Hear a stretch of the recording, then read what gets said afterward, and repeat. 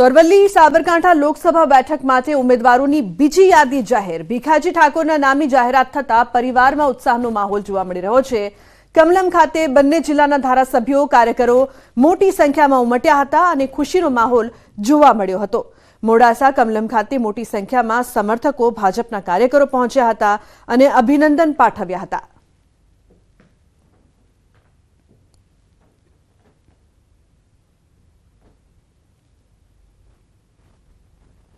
સાબરકાંઠા બેઠક ઉપર ભારતીય જનતા પાર્ટીના ઉમેદવારની જાહેરાત થઈ ચૂકી છે।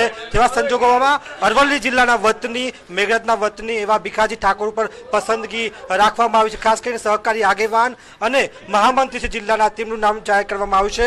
આપનું નામ જાહેર કરવામાં આવ્યું છે, કેવી લાગણી હાલ?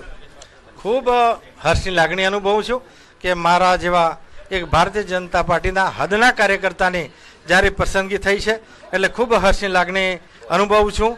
અને હું કેન્દ્રીય નેતૃત્વ, આપણા રાજ્યનું નેતૃત્વ એટલે પ્રદેશનું નેતૃત્વ અને અમારા બંને જિલ્લાના સંગઠનના તમામ હોદ્દેદારોનો ખૂબ ખૂબ આભાર માનું છું કે મારા જેવા કાર્યકર્તાની પસંદગી કરી છે અને સૌ કાર્યકર્તાઓને સાથે લઈ અને હું આ લોકસભાની જે સીટ છે એ 5 લાખની વધુ લીડથી હું જીતીશ એવો આશાવાદ વ્યક્ત કરું છું। ચોક્કસથી 5 લાખથી વધુ મતોથી જીતવાનો તેમણે આશાવાદ વ્યક્ત કર્યો છે।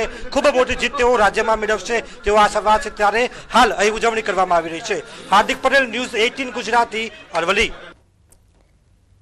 તો ભાવનગરથી બોટાદ લોકસભા બેઠક પરથી નીમુબહેન ભાંભણિયાની નામની જાહેરાત થઈ છે। નીમુબહેનના નામની જાહેરાત થતા પરિવારજનો સહિત કાર્યકર્તાઓમાં ઉમંગ અને ઉલ્લાસ જોવા મળ્યો।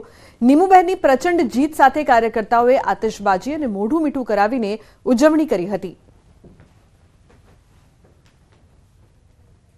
ગુજરાત ભારતીય જનતા પાર્ટીનું નેતૃત્વ, રાષ્ટ્રીય ભારતીય જનતા પાર્ટીનું નેતૃત્વ અને અમારા સૌ ધારાસભ્યો, સાંસદો અને અમારા અધ્યક્ષો અને અમારા વડીલ આગેવાનોએ જે કામ કર્યું છે, આટલા વર્ષોથી જે ભારતીય જનતા પાર્ટીનું કર્મઠ તરીકે કામ કર્યું છે, એ વિકાસનો મુદ્દો લઈ અને અમે જશું।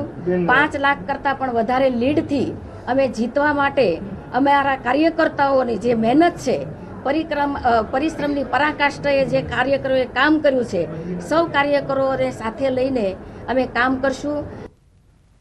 તો સંઘ પ્રદેશ દાદરાનગર હવેલી લોકસભા બેઠક પર ભાજપે ઉમેદવાર તરીકે કલાબહેન ડેલકરનું નામ જાહેર કર્યું છે। ભાજપે જાહેર કરેલ ઉમેદવારોની યાદીમાં કલાબહેન ડેલકરનું નામ જાહેર થતા પરિવાર સહિત કાર્યકર્તાઓમાં પણ ઉમંગ જોવા મળ્યો। કલા ડેલકર શિવસેના સાંસદ તરીકે પેટા ચૂંટણીમાં જંગી લીડથી જીત મેળવી ચૂક્યા છે। પતિ મોહન ડેલકરના મોત બાદ શિવસેનાથી ચૂંટાઈ લડતા 51,000થી વધુ મતોથી દાદરાનગર હવેલી બેઠકથી વિજય થઈને સાંસદ બન્યા હતા।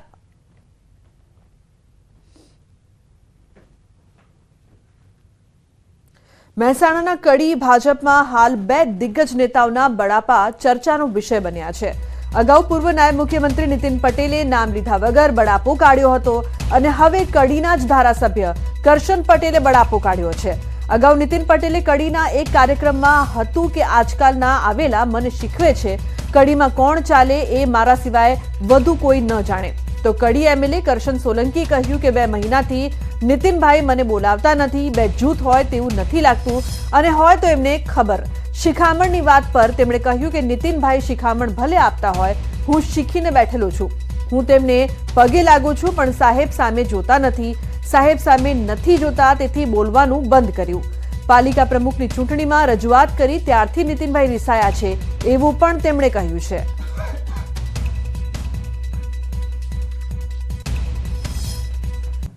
અને આ વખતે ચૂંટણી મેં કીધું ભરતના કંઈક મદદ કરો, કે ભરત ના ચાલે, લો એટલે ભરત ના ચાલે કોણ ચાલે? તમે આજકાલના આવેલા, આજકાલના કડીને જાણતા થયેલા, કડીમાં તમને કંઈ ખબર નહીં, એ તમે અમને શીખવણ આપશો? કડીમાં કયો કાર્યકર ક્યાં ચાલે અને કયો કાર્યકર ક્યાં ના ચાલે એની હું અભિમાન નથી કરતો, પણ મારા જેટલી ખબર કોઈને નહીં હોય। કડીમાં તટસ્થતાથી જોવાનું, કોઈ ચમચાગીરી નહીં કરાવવાની, કોઈ પોલસનગીરી નહીં કરાવવાની, કોઈને એને નહીં કરી આપવાના, તટસ્થતાથી કામ કરવાનું। આમાં શીખવામાં તો એમને જોવાના ને એ જોવાના, હું તો કઈ શીખવામાં હું શીખી બેઠેલો છું બધું। 1985 ભાજપમાં છું ને ભાજપમાં રહેવાનો છું। અને નીતિનભાઈ જે બોલે છે કે મેં કર્યું, મેં એમને શું કર્યું કહો? ભાજપની સરકારે કર્યું છે। જે કર્યું નગરપાલિકામાં એ ભાજપની સરકારે કર્યું છે. અમે તો વિશેષમાં હરીમરીએ છીએ તો હું તો સાહેબને પગે લાગુ છું, બધું કરું છું, પણ સાહેબ આપણે હું ના જોવો અને એમને બોલાવવાના બંધ કરી દીધા છે. સાહેબને તમે નહીં બોલાવી? હું નહીં બોલાવતો. હું પગે લાગુ પછી સાહેબ હું આપણે જોતા રહે તે પછી મેં બંધ કરી દીધું બોલાવવાનું. કારણ કેટલા ટાઈમથી અબોલા થઈ ગયા? હા, આજે નગરપાલિકા રજૂ કરતા તારની નિયમ નગરપાલિકા ચીફ ઓફિસરની ભાઈ તો નગરપાલિકા પ્રમુખની ચૂંટણી હતી ત્યારથી આ રજૂઆત કરી એટલે ત્યારથી માહિતી ગયા. કોંગ્રેસની બીજી યાદી અંગે સૌથી મોટા સમાચાર સામે આવ્યા છે. કોંગ્રેસની બીજી યાદીનું કાઉન્ટડાઉન શરૂ થઈ ગયું છે. આજે ગમે તે ઘડીએ કોંગ્રેસની બીજી યાદી જાહેર થઈ શકે છે. ગુજરાત કોંગ્રેસના બાકી ઉમેદવારોની જાહેરાત પર સૌની નજર છે. ગુજરાતની 26 પૈકી 2 બેઠકો પર કોંગ્રેસ અને આપનું ગઠબંધન છે, જેમાં ભરૂચ અને ભાવનગર બેઠક આપના ફાળે છે. જ્યારે કોંગ્રેસની પહેલી યાદીમાં 7 ઉમેદવારોની જાહેરાત થઈ ચૂકી છે. હવે બાકી 17 ઉમેદવારોની જાહેરાત પર સૌની નજર મંડાઈ છે. અગાઉ કોંગ્રેસે પહેલી યાદીમાં કુલ 39 ઉમેદવારોના નામ જાહેર કર્યા હતા. લોકસભા ચૂંટણી માટે ભાજપનું બીજું લિસ્ટ જાહેર થયું છે. વલસાડથી ધવલ પટેલ ઉમેદવાર તો સુરતથી મુકેશ દલાલ, છોટાઉદેપુરથી જશુ રાઠવા, જ્યારે કે વડોદરાથી રંજનબેન ભટ્ટ ઉમેદવાર તરીકે નામ જાહેર થયા છે. અમદાવાદ પૂર્વથી હસમુખ પટેલ, સાબરકાંઠાથી ભીખાજી ઠાકોર, દાદરાનગર હવેલીથી કલાબેન ડેલકર અને ભાવનગરથી નીમુબેન ભામણિયા ઉમેદવાર તરીકે જાહેર કરાયા છે.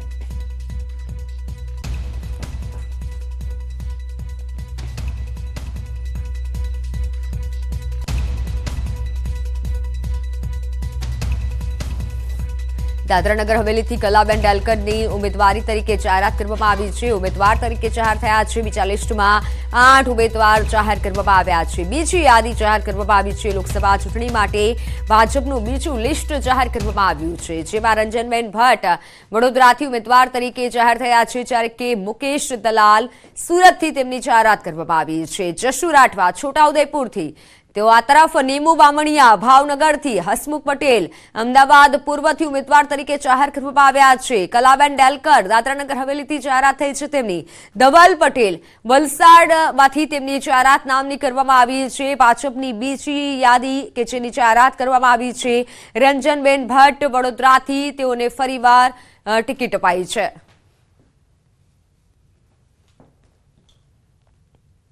ભારતીય જનતા પાર્ટી વિવિધ રીતે મૂલ્યાંકન કરતી હોય છે. એ મૂલ્યાંકનમાં હું સફળ થયો એ મારા માટે આનંદની વાત છે. હું તે દિવસે ભારતીય જનતા પાર્ટી જોડાયો ત્યારે મને કદી કલ્પના નહોતી કે મને મારા જેવા સામાન્ય માણસને Bharatiya Janata party member of parliament સુધી પહોંચાડશે.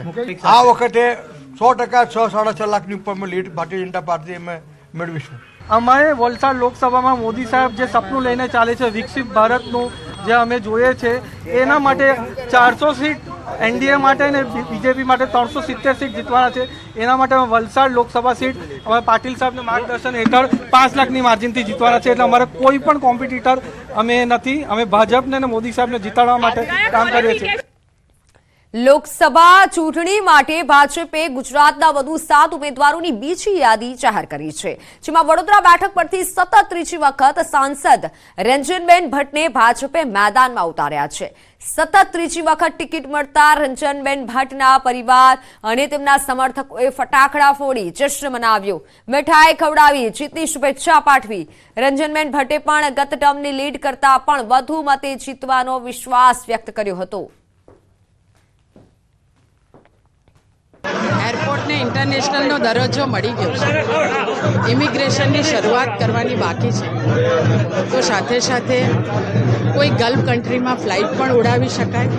તો એની સાથે સાથે વડોદરા દુમાળની સમસ્યા આપણે ટ્રાફિકની તો નિવારણ કરી છે, પણ હાઈવે પર જે 4 નાળા છે એને પહોળા થાય અને ટ્રાફિકની સમસ્યા દૂર થાય.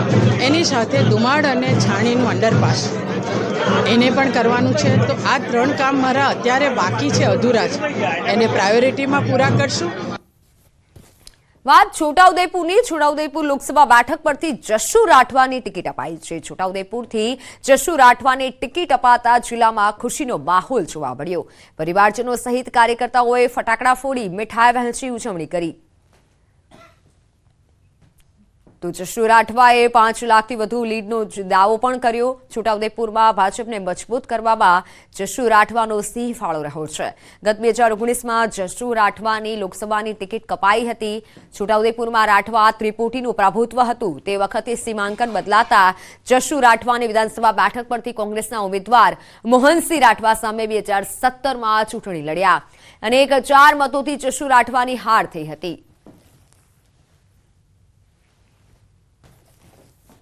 હું ભારતીય જનતા પાર્ટીની અંદર 1995 અંદર તાલુકા પંચાયત અને જિલ્લા પંચાયતની ચૂંટણીની અંદર બૂથના પુલિંગ એજન્ટ તરીકે કામ કરવાની શરૂઆત કરી હતી અને એના પછી મને મંડળના યુવા મોરચાના કોષાધ્યક્ષ તરીકેની જવાબદારી આપી.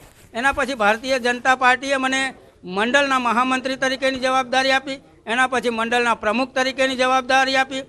એના પછી મને જિલ્લા ભાજપ પ્રમુખ તરીકેની જવાબદારી આપી અને પછી વિવિધ સરકારી બિન સરકારી એમાં પણ મને નિગમોમાં પણ 1-2 જગ્યાએ પદ આપ્યું. પછી અત્યારે મને ભારતીય જનતા પાર્ટી અનુસૂચિત જનજાતિ મોરચાના પ્રદેશ ઉપાધ્યક્ષ તરીકેની પણ જવાબદારી છે.